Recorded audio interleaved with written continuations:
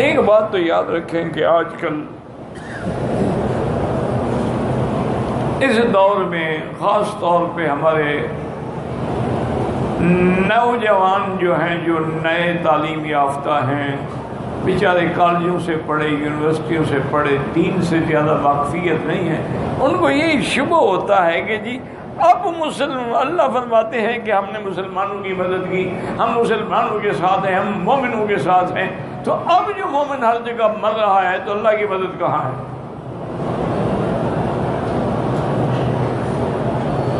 آج کل یہ بہت بڑا اشکال ہے جو لوگوں کے دماغوں میں ڈالا جاتا ہے کہ بھئی وہ مدد، وہ اللہ کی نصرت وہ کیوں نہیں ہے کہ آج ہر جگہ مسلمان، یعنی کشمیر میں نظر ڈالیں، فلسطین پہ نظر ڈالیں، عرب پہ نظر ڈالیں، شام پہ نظر ڈالیں، حلب پہ نظر ڈالیں، آپ برما میں نظر ڈالیں، روہنگیا میں نظر ڈالیں، ہند پہ نظر ڈالیں، جہاں نظر ڈالیں مسلمانوں کا خون بہہ رہا۔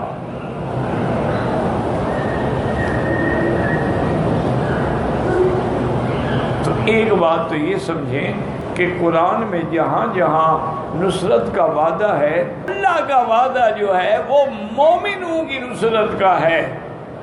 پورے قرآن میں اللہ نے کسی جگہ یہ نہیں فرمایا کہ ہم مسلمانوں کی مدد کریں گے۔ انتم الاعلون ان کنتم مؤمنین، تم سربلندوں کی شرط یہ ہے کہ مومن ہو، ایمان والے۔ اسلام تو ایک ظاہری نام ہے، استسلام اصل تو ایمان ہے نا دل کے اندر۔ اسی طرح وَكَانَ حَقًّا عَلَيْنَا نَصْرُ الْمُؤْمِنِينَ، ہم پر مومنوں کی مدد کرنا واجب ہے۔ اسی طرح فرمایا اِنَّا لَنَنصُرُ رُسُلَنَا وَالَّذِينَ آمَنُوا مَعَهُ فِي الْحَيَاةِ الدُّنْيَا، ہم اپنے رسولوں کی مدد کرتے ہیں اور ان کی جو ان پر صحیح ایمان لائے۔ تو اب ہم چونکہ مومن نہیں رہے تو امداد کہاں سے آئے گی؟ اگر آج بھی ہم مومن بن جائیں تو جیسے اقبال نے کہا تھا نا کہ فضائے بدر پیدا کر،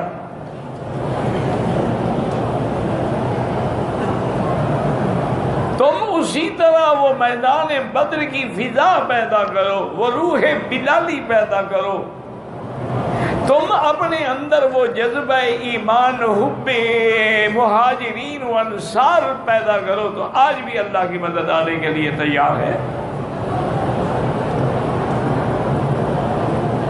اور دیکھ لیں کہ بدر میں تو میرا مدنی پاک بھی موجود ہے نا، لیکن حضور کی وفات کے بعد حضرت صدیق کا دور آیا، حضرت عمر، حضرت عثمان، یعنی اسلام پھیلتا گیا، کیونکہ وہ صحیح مومن تھے۔ اولئک هم المؤمنون حقا، اللہ نے فرمایا میرا مدنی تیرے صحابہ اندر باہر سے پکے مومن ہیں۔ تو جب تک وہ صحیح ایمان والے میدان میں رہے، اللہ کی نصرت ان کے قدم چومتی رہی، اور انہوں نے مشرق سے لے کر مغرب تک اور شمال سے جنوب تک، اسپانیہ سے لے کر ماورا نہر اور چین اور ترکمستان اور اپنا جتنی ریاستیں ہیں، ہر جگہ اسلام کا پرچم بلند کر دیا۔ 80 لاکھ مربع میل پہ اسلام کا پرچم لہرا دیا۔ لیکن وہ مومن تھے۔ جب وہ ایمان والی جماعت گھٹتی گئی تو ہمارے ملک بھی گھٹتے گئے اور ہم پر مار بھی پڑتی گئی۔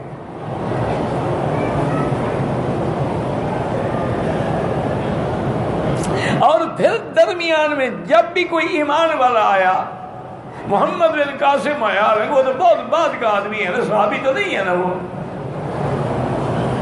بہت بعد کا آدمی، لیکن صحیح مومن تھا، ایمان والا تھا۔ سچا تھا تو نتیجہ یہ نکلا کہ اس نے عرب سے چل کے، بغداد سے چل کے آپ کے دراوڑ اور کراچی اور دیوبند اور سندھ کے چپے چپے پہ اسلام کے پرچم بلند کیے، اور جہاں جہاں سے گزرتا گیا ہندو کھڑے ہو جاتے تھے کہ ہمارا دیوتا۔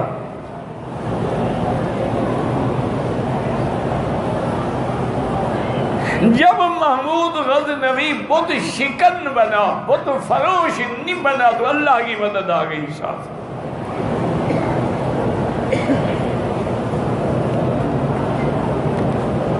اور جب ہم پیسوں پہ لڑنے لگے، اقتدار کی کرسی پہ لڑنے لگے، ہم جناب سرکار کی خوشنودی حاصل کرنے کے لیے انگریزوں کے بوٹ پالش کرنے لگے، تو پھر وہ نصرت بھی ختم ہو گئی، ہر چیز ختم ہو گئی۔ ہمارے بڑے بڑے مولوی بھی بک گئے اور بڑے بڑے پیر بھی بک گئے۔ یہ دیکھا نہیں ہے کہ جتنی گدیاں ہیں ان کی اتنی بڑی جائیداد ہے، لاکھوں ایکڑ زمینیں ہیں، کہاں سے آ گئی ہیں؟ ہم کو تو میسر نہیں، مٹی کا دیا بھی، گھر پیر کا بجلی کے چراغوں سے روشن، یہ انگریزوں نے دیا تھا کہ تم ہماری مدد کرو، ہم تمہیں جاگیریں دیں گے۔ یہ لقب انہوں نے دیے تھے، کسی کو سر کا لقب دیا، کسی کو ڈاکٹر کا لقب دیا، کسی کو شمس العلماء کا لقب دیا، کسی کو مخدوم الملک کا لقب دیا، کسی کو مسیح الملک کا لقب۔ ساری ان کی سازش تھی اور ان کی گیم تھی، اور ہمارے جعفر الصادق جو تھے وہ سازش کر کے اسلام کو اندر سے کاٹ رہے۔ جعفر از بنگال، صادق از دکن۔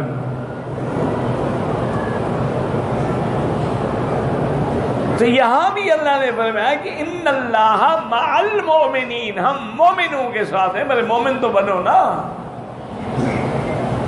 اگر تم مومن نہ بنو تو پھر اللہ کی نصرت کیسے آئے گی؟ اور پھر اللہ نے آگے یہ بھی بتا دیا کہ مومن بننے کے لیے کیا کرنا پڑے گا، کہ بھی مومن جو بنے کیسے۔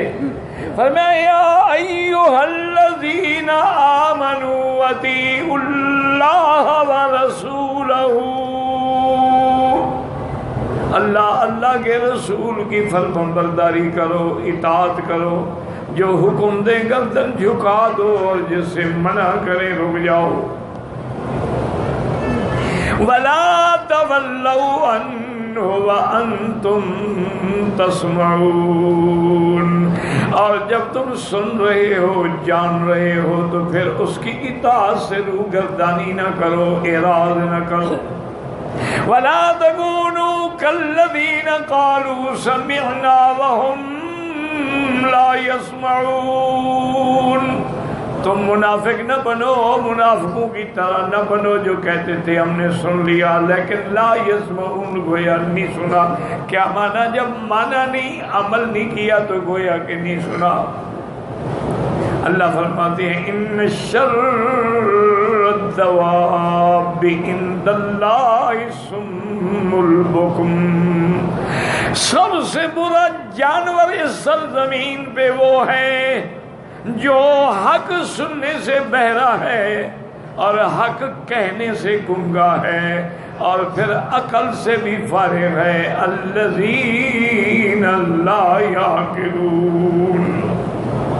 اچھا، ہم نے ان کو ہدایت کیوں نہیں دی؟ وَلَوْ عَلِمَ اللَّهُ فِيهِمْ خَيْرًا لَأَسْمَعَهُمْ، اگر اللہ کے علم میں ہر چیز ہے، اللہ جانتے کہ ان کو ہدایت دینے میں فائدہ ہے تو ان کو بھی بات سنوا لیتے، اور وہ سننے کا معنی سنتے اور عمل کرتے۔ فَلَوْ أَسْمَعَهُمْ، لیکن اللہ جانتے تھے کہ ہم ان کو سنوا بھی دیں پھر بھی یہ اعراض کریں گے، یہ منہ پھیر کے چلے جائیں گے۔ تو اس لیے ہمیشہ یاد رکھیں اللہ کی معیت، اللہ کی نصرت آج بھی موجود ہے، لیکن شرط یہ ہے کہ ہم مومن بن جائیں۔